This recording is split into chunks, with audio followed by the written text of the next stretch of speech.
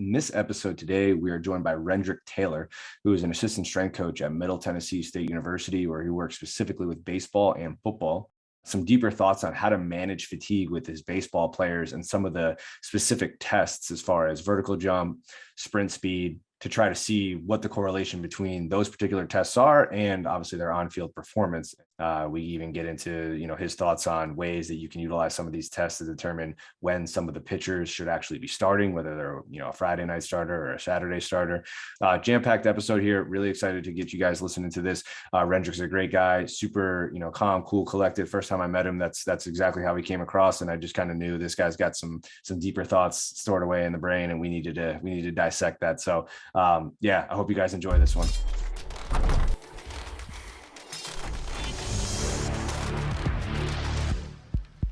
Welcome to the Samson Strength Coach Collective podcast. I'm your host, Anthony Grasso. We are joined today by Rendrick Taylor.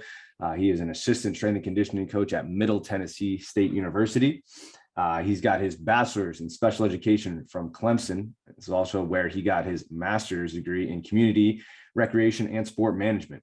He is strength and conditioning coach certified through the CSCCA. It's the best I've ever done that. And he also holds a certification from USA Weightlifting. He's a level 1 performance coach. His coaching career kind of takes him to a few different places, NC State for quite some time, Clemson for quite some time, and where he started is Godspeed Elite Training, which I'll allow him to kind of dive into in a bit. His playing career stems from Clemson. He was also an undrafted free agent by the Tampa Bay Bucs, and he played for the Jacksonville Sharks in the Arena Football League. So Rendrick, welcome. Super pumped to have you. Obviously, I met you when we played you guys in the fall of 2021, I believe.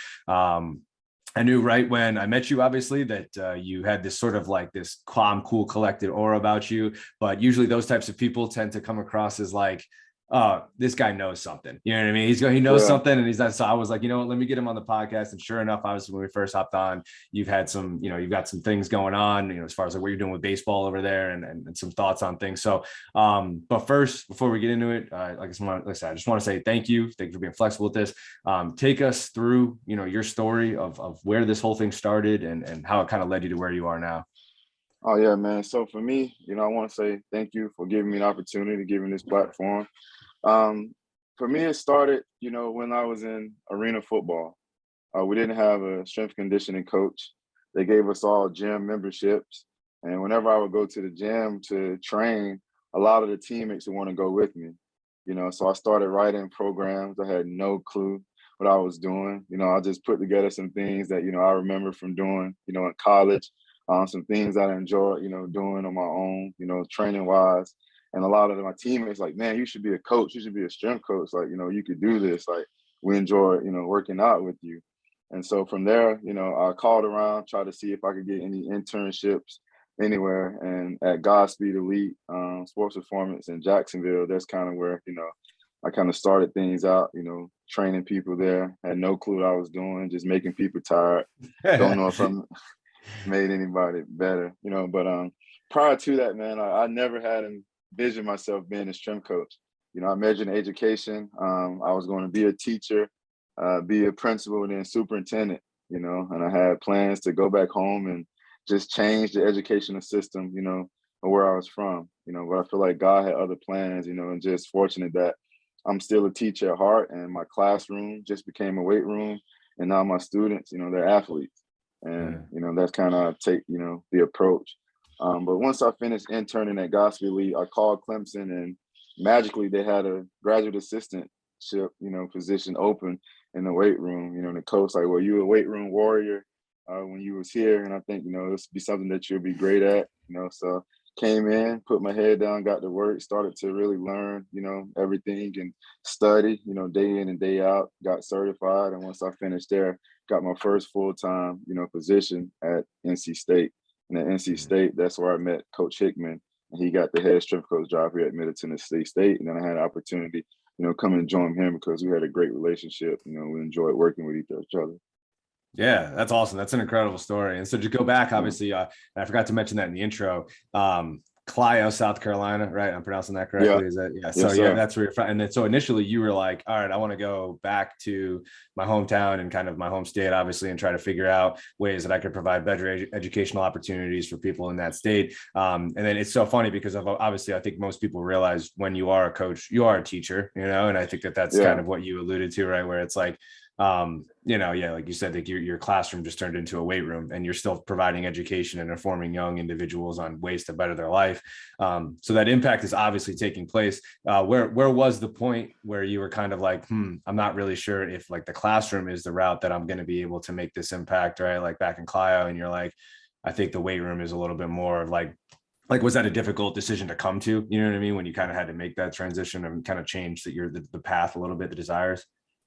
Oh yeah, it was you know, it was very different for me because, you know, during that time in, you know, arena having like different part-time jobs, I was substitute teaching and I was building relationships, you know, with different principals, you know, at school and, you know, people they were wanting to hire me, you know, to come in and be a full-time, you know, teacher. And it was just something that I was excited about. But, you know, I just kept feeling pulled away, you know, and called, you know, towards, you know, the training aspect, you know, of things. And whenever I would go into the weight room or I would go into the sports performance facility and train people, and I just like I felt so much joy, you know what I mean, and so much, you know, peace and, you know, just sitting down, just talking, you know, over it all, you know, with my wife. And we kind of made a decision that, you know, well, if you feel, you know, this happy and this excited, you know, about this opportunity, then I think you should, you know, take it. And so we packed up and, you know, went to Clemson to be a graduate assistant. But it was very tough, man, because, you know, I enjoyed, you know, teaching as well. But it was just, you know, that pull and that longing to want to be, you know, in the weight room. And so finally made a decision and, you know, I feel like it's been the best thing, you know, I've done. Yeah, absolutely. I think the two words you mentioned, joy and peace, are something I'll be honest, I haven't heard a strength coach describe that those two qualities as what they feel towards what they do in a while, you know, and I think that that's kind Yeah. of a good reminder to get back to what we originally should be feeling. Obviously, when we're providing the information, the education that we are supposed to be providing, which is it should bring some sense of, you know, meaningful, you know, aspect to our life. It should bring some sense of peace and purpose and all that stuff. So it is encouraging. So we do need to go back though. Obviously, what we were talking about prior to getting on the podcast, prior to starting, is the fact that you were a wide receiver when you were at Clemson. So I would imagine, right, like we were talking, like you were probably one of the biggest wide receivers. You said like one of your coaches compared you to Anquan Bolden. Cause I'm looking at like your profile, your Instagram profile. I'm like, man, this dude moves some serious weight. Like talk dense, like this dude is thick. Right. And then I'm like, and I'm looking at your profile on this. I'm like, played wide receiver at Clemson. Like, what do you mean wide receiver? That must be a typo. Like, dude must have played like Yeah. linebacker, like DN or something like that. So I would imagine, you know, you kind of like touch on that a little bit because like I think everybody's wondering like, how did this dude play wide receiver? And I would imagine when you were teaching, there's probably a very minimal amount of students who ever gave you any problems, right? Oh yeah, definitely. No, none of the students, you know, gave me any problems. I always got respect, you know, when I entered, you know, the door. But, you know, I give everybody respect. So, you know, you expect that in return. But for me, from a small country town, you know, there's nothing to do, you know. So for us, it's just always, you know, just outside playing. And for us, playing, throwing rocks, you know, throwing bricks, climbing trees, you know, monkey bars, things that, you know, kind of prepared me, you know, for the weight room, prepared me for sports. And in high school, man, for fun, we trained 2 or 3 times a day. You know, we coaches always had the weight room open, and that was just our thing. Me and my friends, you know, we were always passionate, you know, about the weight room. So, you know, when I got to college, you know, people were like, oh man, you're a grown man. Like, you know, you're not a freshman. You know, Yeah. so for me, it's just, you know, genetics played a, you know, huge part in that, you know, as well. I think it come from, you know, a great family, gene pool, you know, size. But, you know, just for Nice. me, just always, you know, just being around, you know, picking something up heavy and putting it down. That's been my thing. And so once I Yeah. got into college and got to the weights, it's just, you know, transformed even more from there. Yeah. Having a training table and, you know, being able to train and lift whenever I want to. Yeah, it's amazing when those opportunities are provided. You know what I mean? It's like Yeah. and you attach obviously the work ethic that you had coming from Clio. You know, I think that's a decent combination there for sure. Well, Yeah.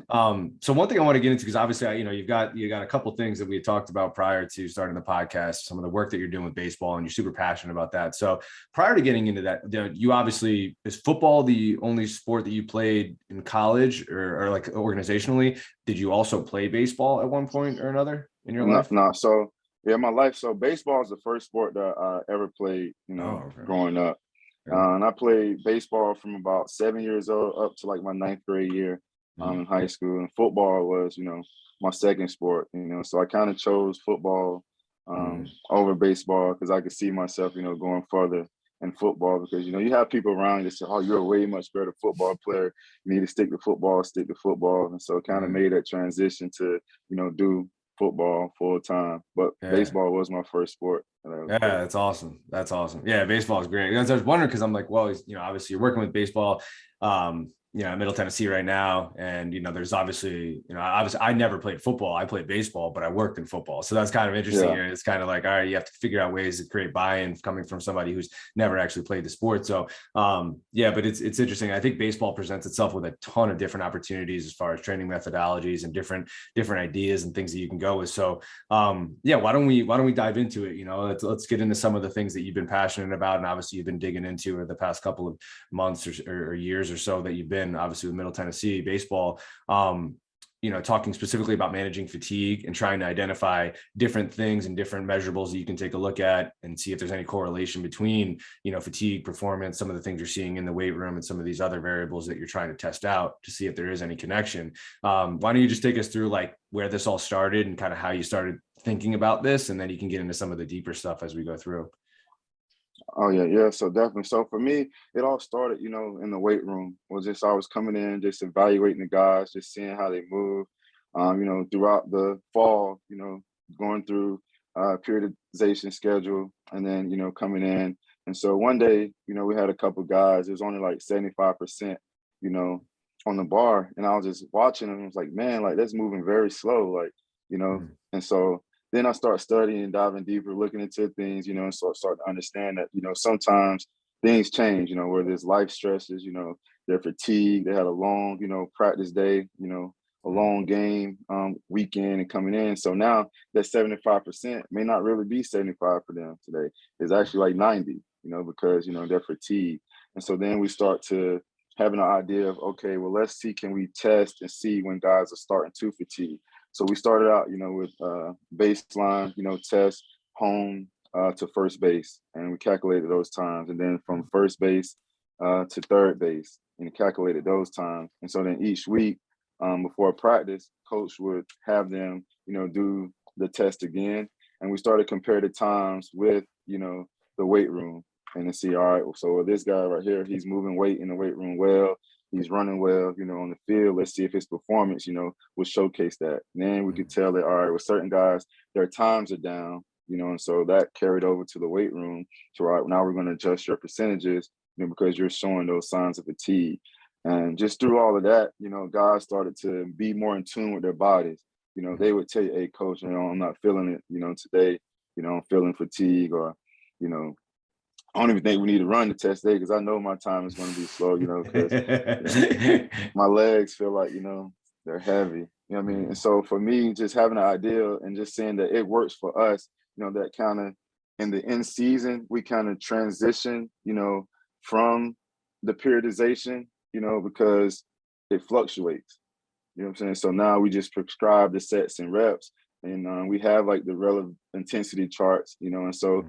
guys, they know that and they understand that, and they have an idea of where they should be based off, the rep scheme. And I can walk around with my sheet and see, and guys are basically, right at where they need to be. And sometimes some guys are a little below, and I ask them, hey, why are you below your numbers? They, oh, I'm feeling, fatigue, and Mm. so it just, creates that awareness for guys to be in tune with their bodies. I'm telling them that, you should know your body more than I do, you know. And so just having them create that awareness, is being showing a lot of difference, a lot of improvement, guys they're starting to, recover better, because they understand and they can feel the onset, of the fatigue, and then we're testing it as well.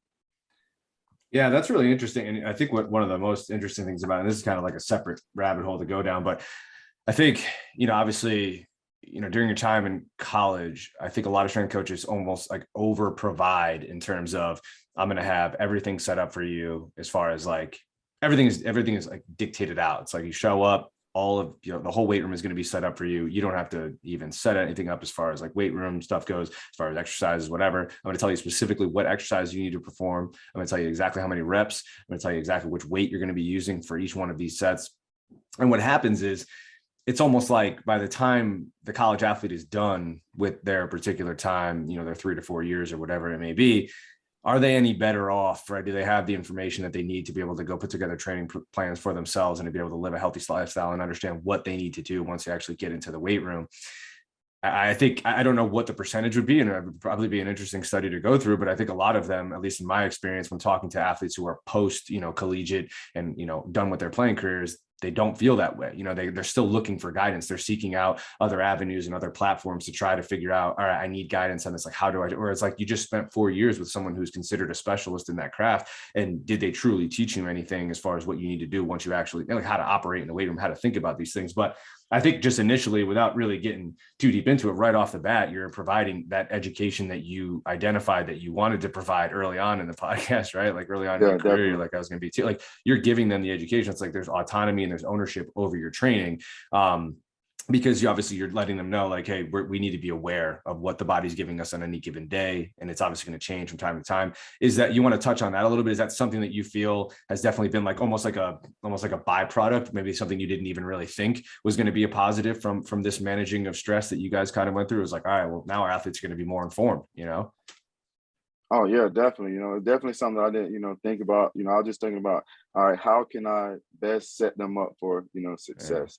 And that's how kind of it all started. And then now, guys are just, have that buy-in, they'll come to me, with different things, that they have ideas, about, and it's a partnership, with me and them, because they know that I have their best interest in mind, that, I want to see them be successful, and I want to set them up for success outside of these, 4 walls, in the weight room and on, the playing field. And so, yeah, that's really interesting. So you'll have guys who come to you, like, because obviously I'm assuming, like, once you've communicated the system that you're going to go with, and obviously certain, rep ranges, and you've got some periodization models that you're looking at, and the player starts to fully understand. And obviously at some point or other, you explain this to them, like, hey, here's how we're going to be going about gauging whether or not you're ready and, ready to play, and how, what we do here in the weight room and some of the things that are taking place on the field from a performance perspective correlate. Once you explain that to them and they had a deeper understanding of it, you're probably like, they're going to start get to a point where it's like, all right, we understand this system. Now I have context. I can actually provide some ideas to Rendrick, and I can actually go to coach and be like, hey, I know what you're looking for. Here's what I think I need, and here's what I think I can help with. Is that kind of like the partnership that you've described taking place that's kind of formed from this? Oh yeah, definitely. The partnership that we formed. So during the testing this past fall, I had 2 guys doing a training session, and they came up, there's like, coach, today's my day. Like, I got to hit a PR. Like, today is the day, I feel it, and they both hit, PRs. It wasn't a test day, per se, but it was their day, to PR, and I let them go for it. And they were just, so excited about it. Now, if we would have waited, 2 weeks later when we were actually doing the testing, may not have hit those numbers, because that day may not have been, their day. So I kind of try to take their approach, like, if the athlete is moving the weight well and the technique is there and it's perfect and they're feeling it and the day is their day, then, I'll allow them, to go for it. And I think that it creates like a lot of ownership and a lot of trust, for me and them. And then so anytime, I come to them with, different things, they buy into it, instantly, because they know that I'm trying to help them, get better, and not just okay, well, we're just going to do this today just to do it. They know that it's, thought out. Yeah, I think that's totally different than the typical model of like, hey, we're going to have, this is the plan I'm putting together. I've got like an intro load week, base load, shock load, deload, test week, whatever the case may be. And, the team is just going to have to follow suit. And then obviously you get this mixed batch of numbers, because basically, it's like you said, if you had waited 2 weeks to when like the whole team was going to test, maybe it wasn't those 2 players' days on that particular day, right? Like maybe it's a completely different ball game, and now you don't really have, and it's not even just from like a data collection standpoint, just from the idea of like, all right, those kids knew that, like, they felt comfortable enough to go to their coach and say, hey, like, I'm feeling good today. And like you said, they know their body better than anybody else does. So and based on the framework that you provided for them and the information, they're able to make those decisions now. They're able to understand like, oh, so this is what I know I'm feeling when I'm feeling good. All right, this is what feeling good feels like. This is what feeling moderately good feels like. This is what feeling bad feels like, right? Like I think there's that partnership, like you said, that I think it's created. And so talk to me a little bit about like the actual testing itself. Like how did you guys, you and like the baseball coach, actually come to the consensus of like what you were going to test, how often you test these things, and then, you know, kind of like the consensus you came to when you started to realize like, okay, this is where we can actually gain some understanding of whether there's a correlation between these tests and on-field performance kind of thing. Oh yeah. So for me, it kind of, you know, started to where I talked to him about the idea that, you know, I wanted to, you know, manage the fatigue, you know, of the athletes and just try to establish, you know, a baseline. And he actually had the idea of doing the, you know, the base running, you know, test. That's a good. And so then we started doing that. And then it came to, well, when we start the end season, that may not be as feasible. Is there anything else, you know, that we can do differently, but still, you know, try to test and manage the fatigue? And that's where in season we transitioned to the vertical jump test using the vertical jump mat and trying to get a power output, you know. So we do their weight and then the vertical jump height, and then it gives us a power output. And then for us, you know, we manage it, you know, from there. So a guy comes in, he jumps, you know, 31 inches one day, then the following week, you know, he's at 28 inches. And so then it gives us a different, you know, power output based off his baseline. So for us, green, you're 100%, yellow, you're like 94, 95, and then, you know, below 90%, you know, you're in the red.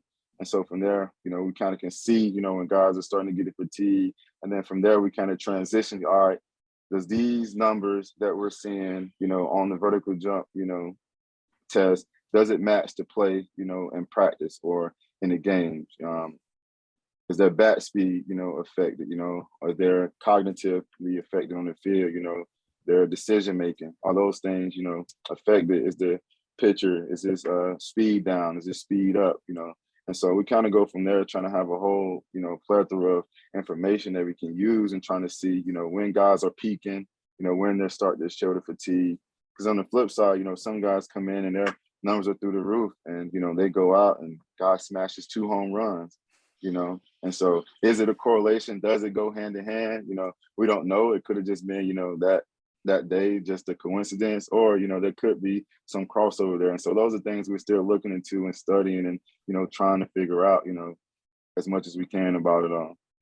Yeah, that's really interesting. But just to go back, one question I have before we keep going, and I think I know the answer to this, but I also think it's impressive. Why do you think the baseball coach was not a fan of the base running tests in season and decided like, it's like interesting that the sport coach made the decision, right? And like the kind of like the audible, like, hey, like this probably won't be feasible in season. We'll need to kind of go with something that has a little less of a stressor on the athlete in order to gain some information. But like, why do you think he went with that? What was his explanation for that?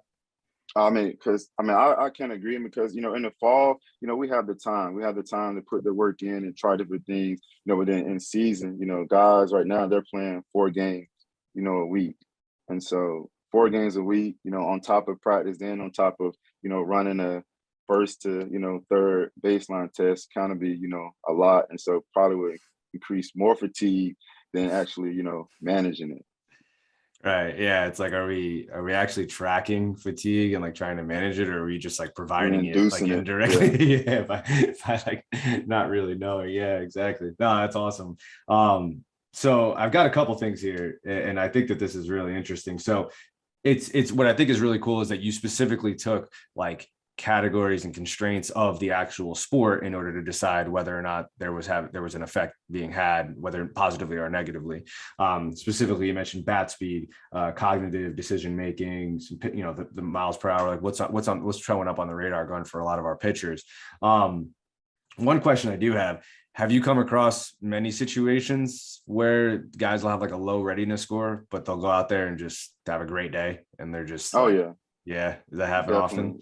Yeah, it happens a lot of times, you know, just because some of the guys, that's all they've known is just to push themselves and red line, every single day. Because baseball is a number sport, and so they chase those numbers. And then for some guys, it has minimum effect on them. But then for others, you can see, the effect that it has on them. But we have guys that come in and, they have, lower readiness scores, but, they go and they push themselves in the weight room and then go out and have, great games as well, So you definitely have those outliers. And those are the guys that just, typically, always your weight room warriors, guys that are typically going to push the limits every chance that they get.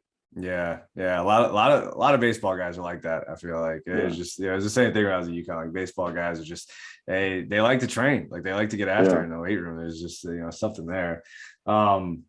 What have you found as far as like decreasing, velocity or increasing velocity with pitchers and their readiness scores? Is there any, I guess we can kind of like get into, that could like kind of preface us getting into now, like what are some of your findings, right? Like what have you guys been able to, I don't know how long you've been doing this, but have you been able to kind of come to a consensus on certain things when it comes to some of these metrics? Are there specifically when it comes to bat speed and pitch miles an hour, because like those things are obviously measurable. I think like decision making and the cognitive stuff is a little bit more, there's a little more gray area there, but specifically when it comes to like bat speed and then obviously the velocity that these pitchers are throwing at, have you guys been able to find anything or create any correlation between some of the data that you found as far as their readiness stuff goes and their performance? Oh yeah, like for us, it found that we've actually sprint the pitchers, and so just showing like the sprint time. So the faster the sprint times, have gotten for the pitchers, like the faster their pitches, have been. And so in the past, the pitchers never really, did any sprints. And so now that we have them, doing those sprintings and it's, carrying over to them, actual, having more velocity on their pitches. That's really interesting, actually. So the pitchers will they also test the vertical jump, or the pitchers will specifically just test their 10-yard dash? Or are you saying like the whole team is going to test their like a 10 or 20-yard dash, and that's just kind of where you're finding some of that information? Yeah, the whole team tests their 10, 20-yard dash, and then we find it. But the pitch, they do the vertical jump test as well. Okay. So what we're trying to do is trying to see, when guys, are peaking. Because, the coaches, they have their Friday starters, their Saturday starters, their Sunday starters. And so the thing is trying to see, what day, is this guy, really peaking at. Yes, he's a Saturday starter, but man, like he seems like he's ready, for, a Friday start. So those things that we're trying to get into, but, haven't gotten there yet, because a lot of times, you're just trying to, stay to a set routine and just try to get guys as ready as possible for those days that that are going to go out there, and pitch. And then other days, they're trying to decide, which guys are, going to hit the mound. And so those different metrics, that we test can kind of give them a better idea of, okay, well, this guy right here is peaking. Maybe we should, go with him on this day for the start. Wow. All right. Yeah, that's wildly interesting. Well, before we go that route, I do, so just to clarify for our listeners, so when you're out of season, you guys will do some different base running tests is like one of your metrics, right? Or one of the little tests that you guys will run for test retest. And then once you get in season, it'll be vertical jump off the just jump mat, and it'll be 10, 20-yard dash. And that goes for everybody in the team. Are there any other tests that you guys are running, or are those two specifically in season? No, those are the only two that we're doing. Okay. That's awesome. And so, so now kind of getting into how are you guys like making some of these like alterations, or like you said, like you want to get to a point where it's like, all right, hey, maybe this guy's more of a Friday starter as opposed to a Saturday starter.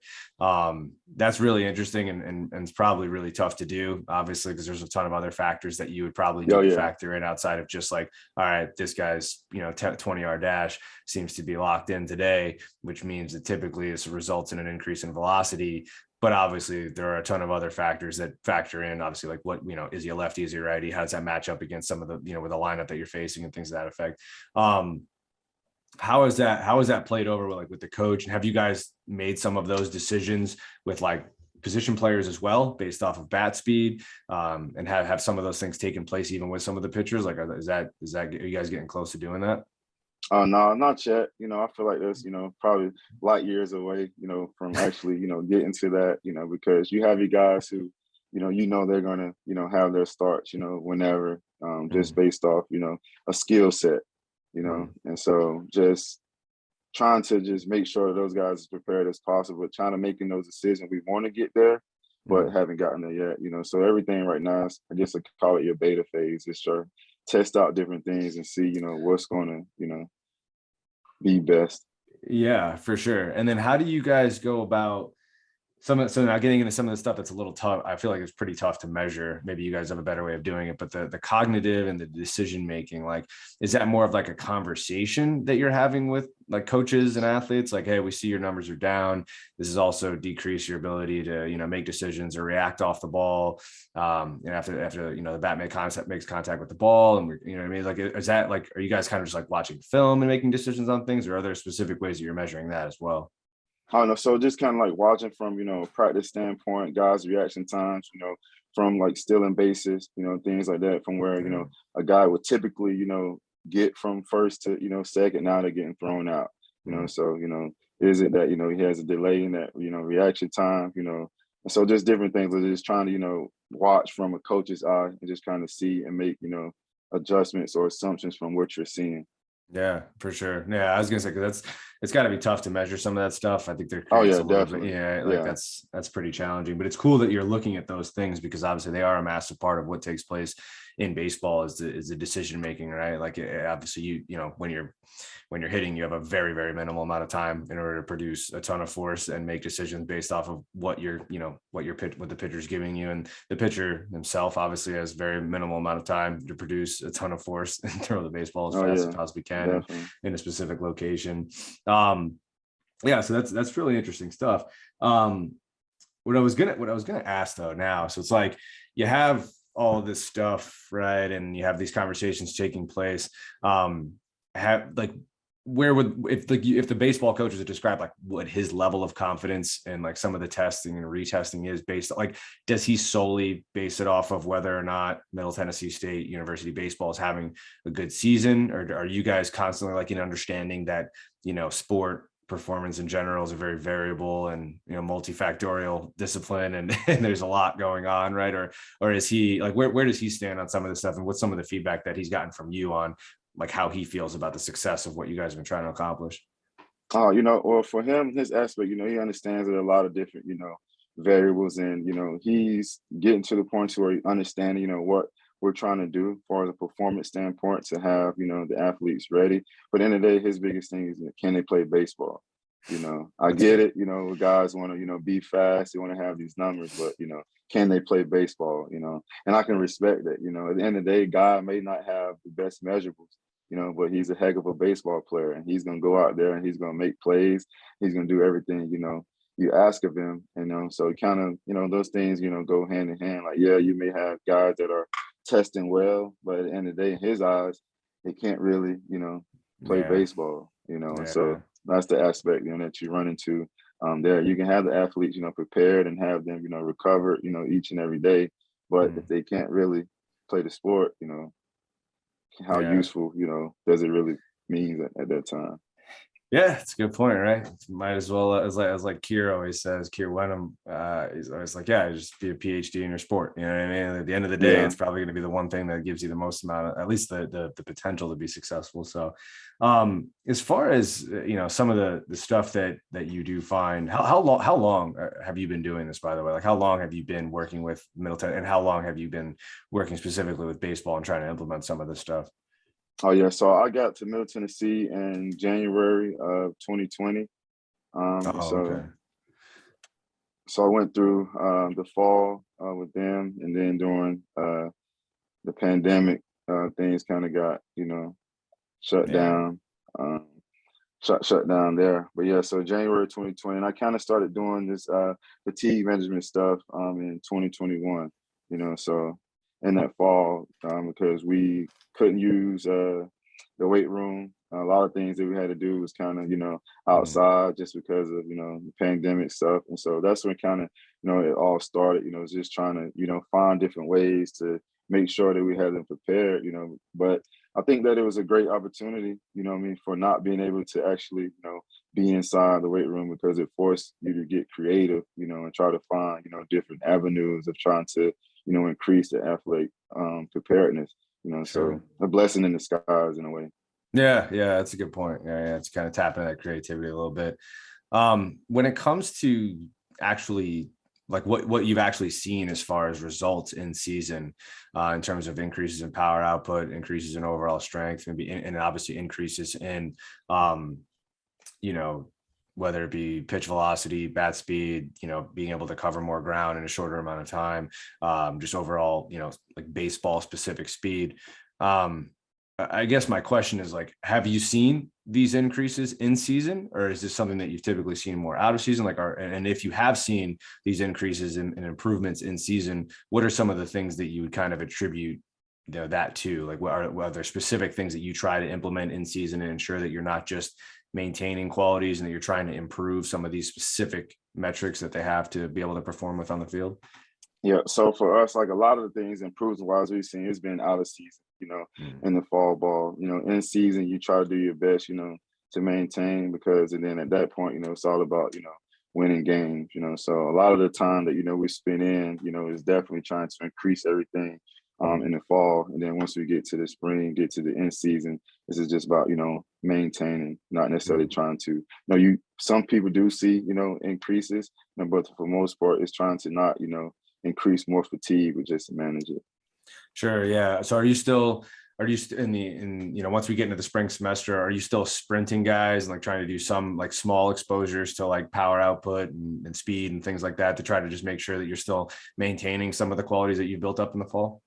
Oh yeah, definitely. So our things that we definitely, still sprint in season because I don't want the guys, to get to the game and then their first time, they're hitting a sprint is when they're hit a Right. ball and trying to go from, home to first. And that's the fastest that they've, moved, Mm. all week, So we still try to hit those things so that, a lot of times, their body is prepared to handle those, different in-game changes of speed. Yeah, absolutely. That protective mechanism of just letting their body know, hey, I need you to be able to operate and stay coordinated and intact Yeah. when when we're about to move at this speed.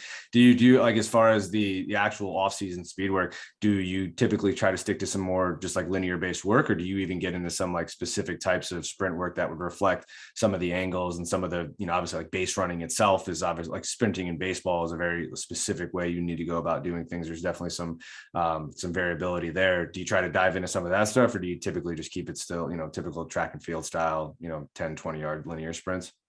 Oh yeah, yeah. We do like a track and field style 10, 20-yard linear sprints, but we also, try to do change of direction where, we try to run different angles, try to on the football field set up cones to where we're trying to mimic base running, things that Mm. they're gonna do, in their sport. Because I feel like, all athletes need to be able to, start, stop, accelerate, decelerate, change direction, so we Yeah. try and incorporate, all of that in the fall to prepare them, for the season. So we do a lot of different change of direction stuff that try to mimic them as far as a base running aspect and for, a lot of our infielder outfitters, for them adjusting, laterally to trying to, make a play, on the ball. Yeah, no, that's really interesting. I think that that's one of the more interesting things about baseball is that like specific variability. I think one question I have, and this is kind of like a whole separate rabbit hole. We don't need to get too into this now, but specifically like when any sort of position player is coming across second base or they're coming to second base, they're supposed to turn their head and pick up their third base coach prior to making a decision on like whether or not they're going to go to third or whatever is going to take place, from there based off of what's happening. Maybe a ball is hitting the outfield.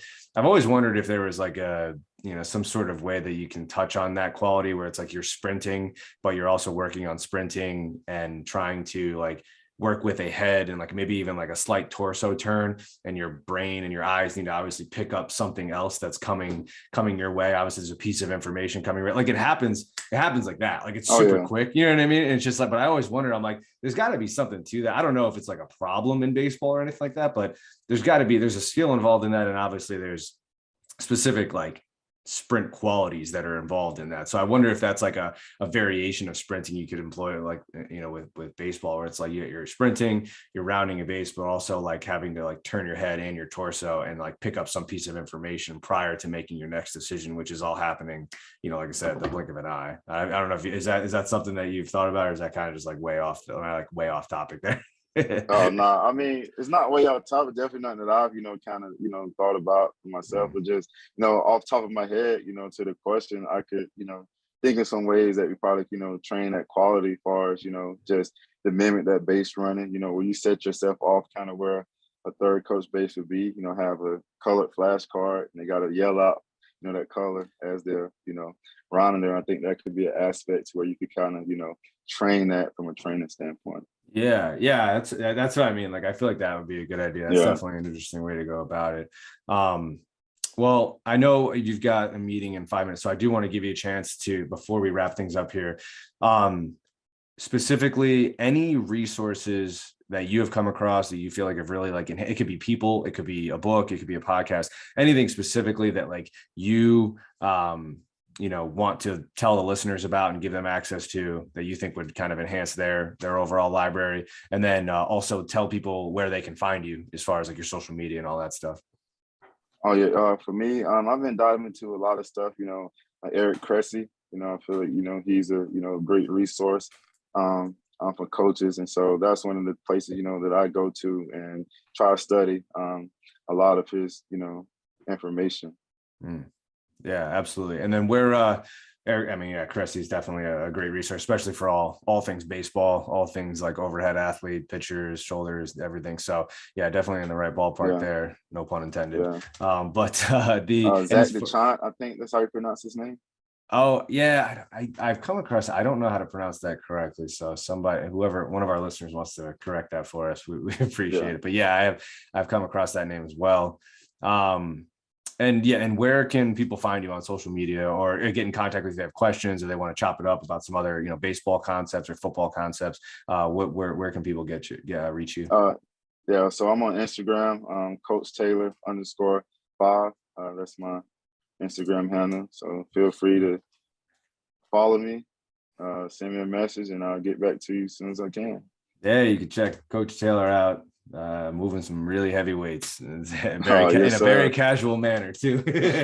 I'm like, damn, dude, that looks like it would be a real problem for me if this dude's just warming up with it. So yeah, no, it's good to see that stuff. Well, yeah, man, honestly, Rendrick, I really appreciate you hopping on. I want to let you go so that you can actually get to the meeting on time, and I don't want to put you in a bad position to get yelled at by anybody. So thank you for your time. I will definitely be in contact with you soon once we get off here and you get out of that meeting. But thank you. And yeah, if you have any last words that you want to say to the listeners, now is your time. Oh man, thank everyone for listening in, giving me an opportunity, to get on here and talk shop today. And I appreciate you. Absolutely, Rendrick. All right, well, I'll be in touch with you soon. And yeah, for the listeners, we'll catch you guys next time.